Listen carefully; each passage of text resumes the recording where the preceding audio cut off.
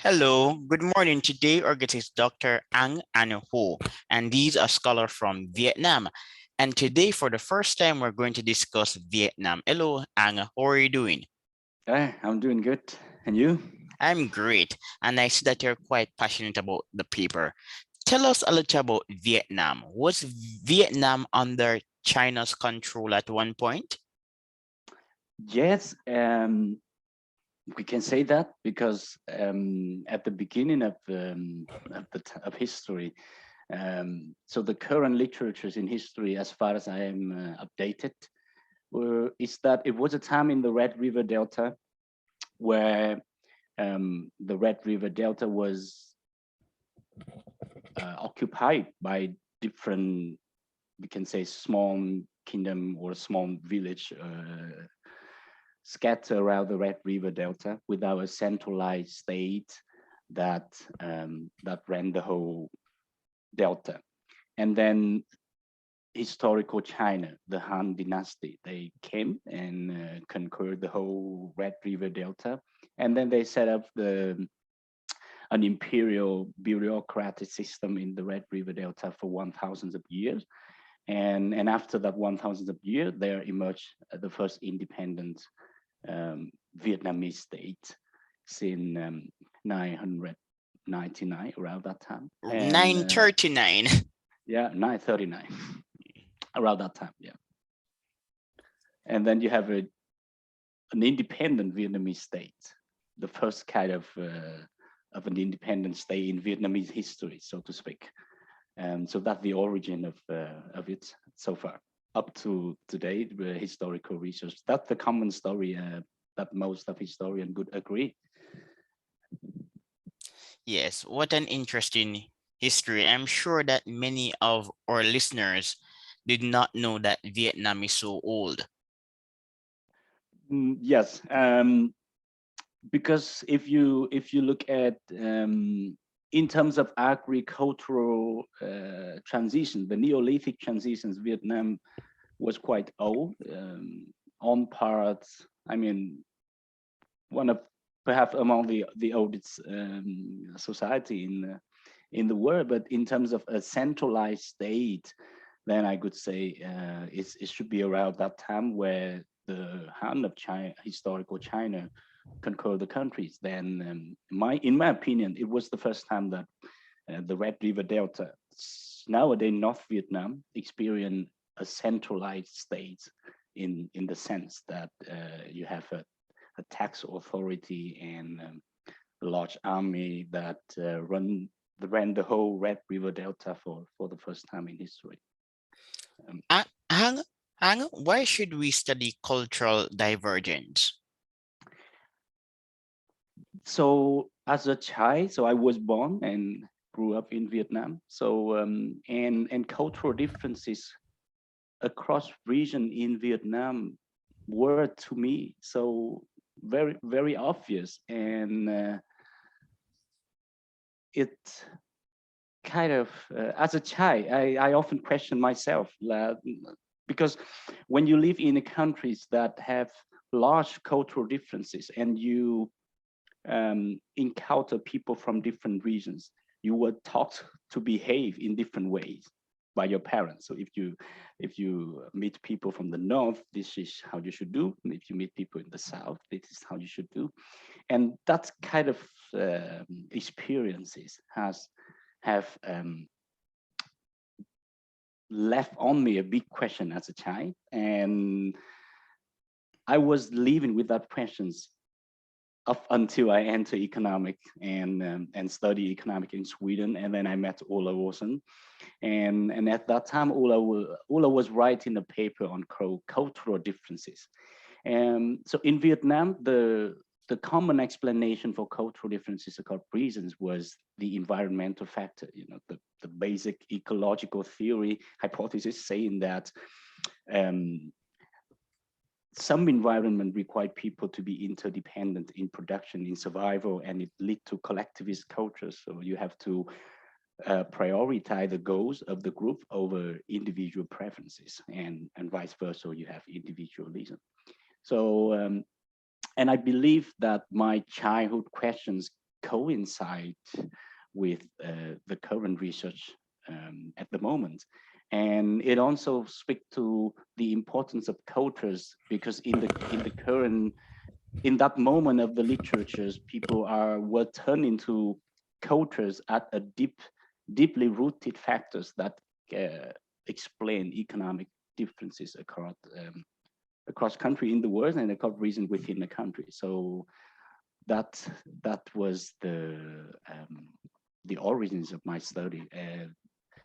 That really attracted me to cultural differences. And so I believe cultural differences are interested in itself, and it may or may not explain economic development, economic differences across country. I believe it can explain economic differences across country, but for me, in and of itself, cultural differences across regions are enough interesting for me to study.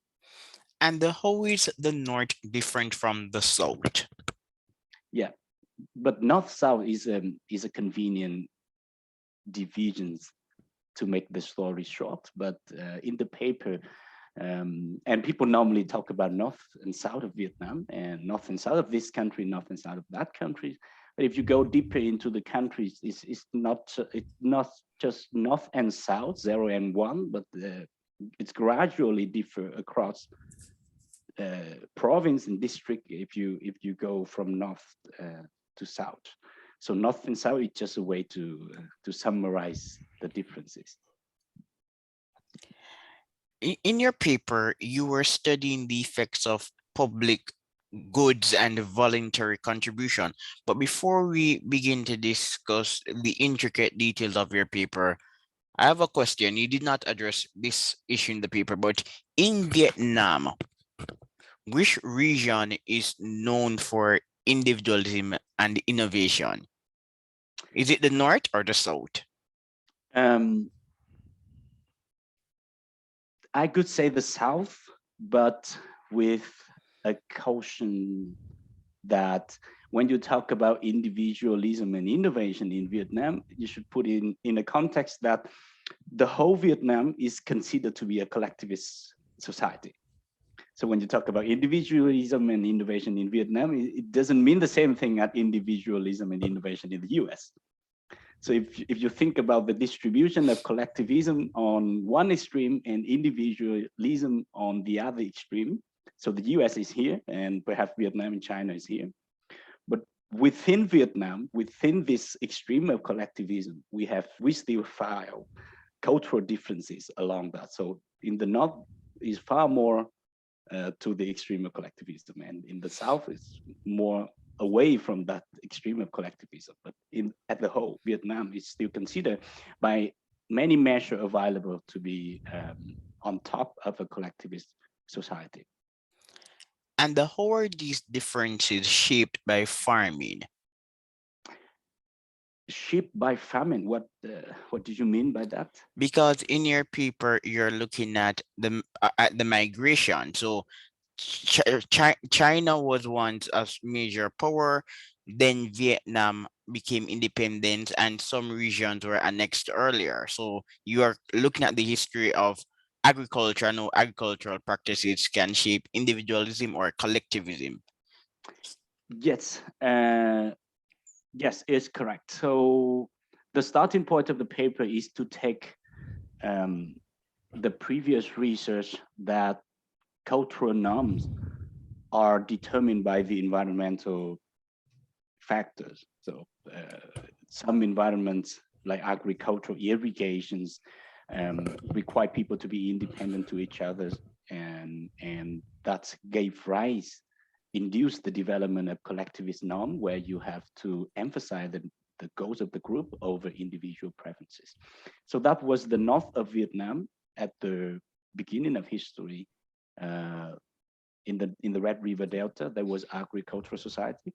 And then this agricultural society was conquered by historical China, which was then an imperial bureaucratic system, huge system with a strong collectivist norm. And more or less, I could say they imposed this kind of collectivist norm through the centralization of the state and Confucianism and all of that. to the north of Vietnam. But that kind of story, we could agree in the paper that environmental factor played a key role in determining the development of cultural norms. But the aspect that have been overlooked, I could say, is that people self-selected on the location that they want to live. So in a collectivist society, there was individualist people, and individualist people for two reasons, or maybe three, that make them migrate out of this collectivist society. So the first reason could be push factors. So the collectivist society itself didn't want individualist people because, you know, it's very hard to make them to follow collectivist norms and so on. So they push these individualist people out through marginalizations, ostracism, etc. And there were also pull factors. So as an individualist person living in a collectivist society, people want to migrate it to a more freer frontier that they can freely follow their individual preferences, not those norms set by the group. And then also the third factor is evolutions. So there was a selection by, you can think of natural selection, because in order to survive in an agricultural society, it is important to adopt collectivist norms so that you can, the society can be successful with irrigation, with big public goods that help the society to survive. So these kind of forces work out and then created our migration of individualist people from the collectivist society. And that basically give rise to cultural differences. And over long history, this kind of mechanism repeated itself, and that our migration from collectivist society generate cultural differences across regions. And then over time, it persists so that we can even observe that cultural differences nowadays. So which is, you can think about, it's just shadow of history left over for us to observe. So that's the basic argument. And your paper is the first non-Western example. That's why it's so important, because Ola Olson did other papers, but he wasn't examining Asian countries directly. Your paper, the first paper to strictly deal with a country in Asia. Yes, it is. I think it's an important contribution because until the Industrial Revolution in England, in the Western world, perhaps you could see these cultural differences back then were very clear, as Ola Olson pointed out in his paper, were applied to Western society. But after the Industrial Revolution, where you have economic development and all of this modern world that gave rise to modernizations and individualism, it could make cultural differences of the past disappear more or less. So it is very important that you bring the hypothesis to a developing country like Vietnam, where still more or less not experience these modernizations and industrializations. And most of the cultural differences of the past were more or less still there. And then you can observe it more clearly, and you can study it in more details to make a contribution to our understanding of this mechanism of our migrations in explaining cultural differences. Are collectivistic societies more successful at solving public problems, or what we call collective action problems? It depends on how you define collective. It depends on the boundary that you define collective action. That is what I get from previous research. So if you think about collective actions as a local, let's say, as a public role in a local area, in a village, then a village that is more collectivist, I would say, is theoretically more able to mobilize contributions for labor contribution from its members to build the roads of the village, because it's through many mechanisms that can happen. So for one of the mechanisms is that if you don't contribute to the public goods, you will be punished by other members in the village. That's one thing. Or another reason is that it has happened repeatedly over time, so that it exists a norms in the village that you should do such a thing, you should contribute, and you should, that's how it worked out. You was taught by your parents, you observe your neighbors, and that's how people were doing things. And then you grow up with that. We call it cultural transmissions, and you kept on doing the same thing. So then I would say that collectivist society are better at solving collective action problem. But if you take collective action problem at a broader level, let's say climate change, on kind of cooperation that require people to cooperate with our group member, then individualist societies are considered theoretically to be better. Because for collectivist society, cooperation is with in-group members. There's a clear boundary between in-group member and out-group member that define collectivism. So when it comes to small-scale collective action problem, it's easier for collectivist society to solve. But when it comes to cooperation with stranger, out-group member, then individualism is considered to be better. Is individualism better for long-term growth? Yes. Theoretically, and there has been empirical evidence on that as well, because long-term growth require innovation, and innovations require people to be freely explore the world as they wish, even when what they discover go against the convention of the group or anything. They are freely to discover. And individualism emphasize individual preference, individual goals over group goals. So they reward those individual achievements, and it create an incentive for individual to do research, to explore the world, to do whatever they want. And it creates knowledge and science and innovation that happen in the West. But in collectivist society, when you take the long run view, then this kind of group goals emphasize over individual preference. Do not incentivize individual to be innovative, to be different, because that's not the thing that a collectivist society good reward. They reward conformity to group norms and the group goals. But if you look at a moment in time, static, not dynamic, then given a set of frontier of knowledge available, then collectivist society with their in-group cooperations, they can solve this collective action problem. So I could say that they could build up irrigations, for huge irrigation to make good agricultural production, etc. But over time, so for the static economy, they can exploit what we call the technological frontier.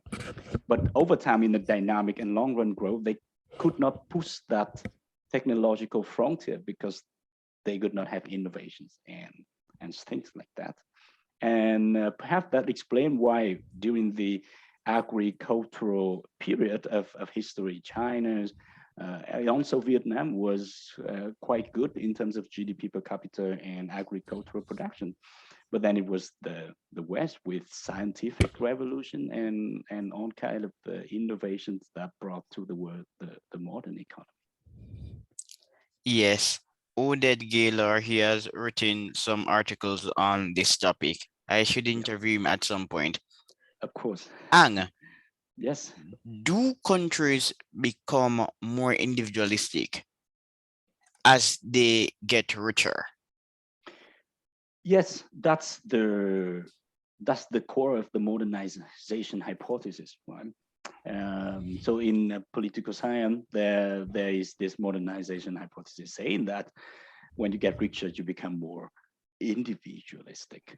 And that originates from this story where cultural norm was determined by the environmental factors, right? So if you believe in that hypothesis, and if you believe in that forces that explain cultural norm, then in the past, where people had to live with agricultural production, they had to be interdependent in irrigation and many other important public goods, and that gave rise to collectivist norm. Then you could think naturally that with economic development, people get richer, they can live on their own. And this interdependence between individuals could be reduced when you get richer and richer. And that basically give you the modernization hypothesis that when you get richer, you can live on your own, and it gives a tendency for you to become more individualistic. So far, the current research has shown that in some aspect that happens, but in some many other aspect, countries still stay collectivist as they grow richer. And if you look at the story from the perspective of our hypothesis that individualistic people out-migrate from collectivist society, then the tendencies is could be vice versa. So when you get richer, perhaps there could be an out-migration of individualist people out of collectivist society. And these selective out-migrations could give rise to cultural differences even more. So you have collectivist societies stay collectivist, and then individualist people just out-migrate to join other individualist societies. And then over time, you still have collectivist society and individualist society. So that forces of selective out-migration could dominate the forces of modernizations and economic growth. Then it depends on which one is stronger. Then if the environmental factors are stronger in determining cultural norms, then perhaps you will see a tendency of conversion across country towards individualism when they get richer. But if the out-migrations dominates, then perhaps we could see cultural differences across country persist as we get richer over time. Now we're going to talk about the main findings of your paper. And Yep. According to your conclusion, regions that were annexed earlier are more likely to provide voluntary labor, and the provision of voluntary labor is also intense. So tell us about these findings. Okay, so the hypothesis of our migration when applied to the Vietnamese context could say that when the first state of Vietnam emerged in the Red River Delta, they adopted a centralized state from historical China and as a collectivist society. And when in Vietnam, in historical Vietnam, from 11th century to 18th century, they gradually expanded the country to the south, so Mekong River Delta nowadays. And for each step, the state could annex a region. And then they set up the centralized bureaucratic system. They impose collectivism on that regions. And then that forces could drove individualist people migrated further to the south. And that process repeated itself as the centralized state of Vietnam moved southward repeatedly. So what we could argue is then if our story is correct, then we could observe a correlation for the moment between the time since a region in Vietnam was annexed into the centralized state in the north. And so the earlier that a region was annexed, the stronger collectivist norm could appear there, and it could persist until nowadays. So we construct our data surrounding that hypothesis, where we have the towns in a region that was annexed into historical Vietnam. And so the youngest region in Vietnam in terms of that town was the south, was province and district further in the south in the Mekong River Delta.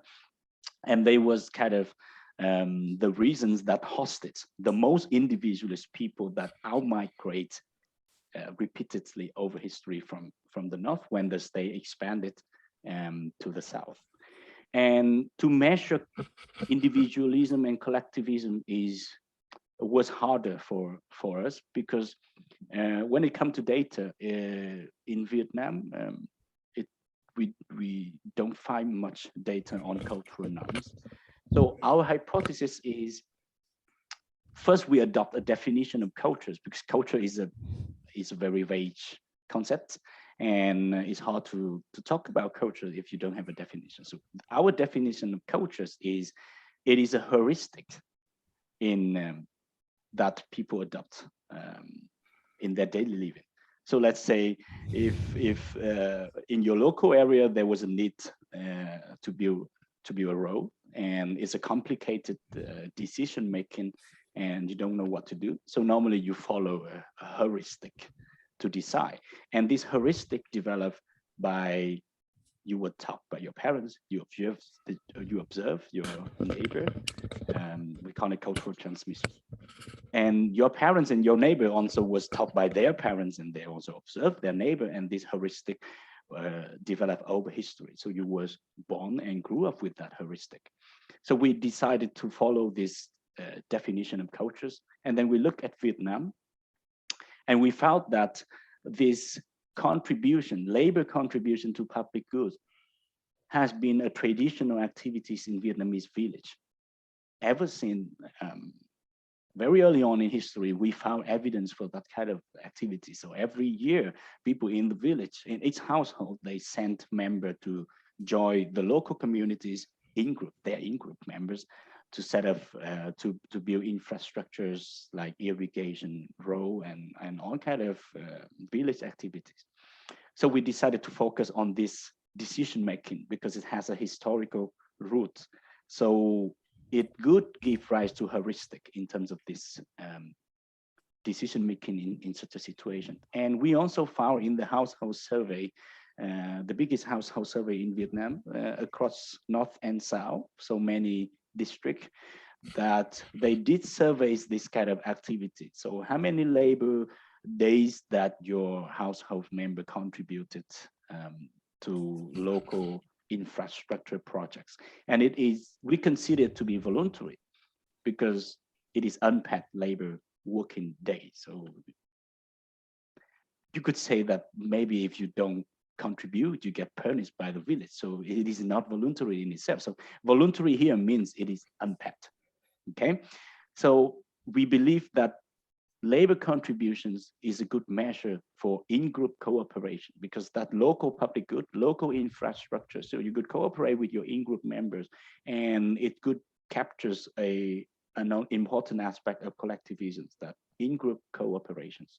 So we measure collectivism by labor contribution to local public goods, and then we have the times in a region was annexed into Vietnam, and then we do the normal statistical analysis, and we found evidence for our hypothesis that region that was annexed earlier to historical Vietnam was more collectivist nowadays, in the sense that they have more households in the village contributing labor to public good, so the prevalence, and then in terms of the number of days on average that each household contributed to the local public good, so that the intensities of collectivism. And that's basically the results of the paper. All right. Thanks, Ang. I really enjoy our conversation, but unfortunately we have to wrap up. But speaking to you has been a great pleasure. But we have to wrap up. The Zoom, I'm yet to upgrade. Zoom will no longer allow two people to speak for over 1 hour. It's now 40 minutes. Yes. So yes. that's why we're wrapping up. But thanks again. All right. Bye. Bye-bye. Bye-bye, Lipton.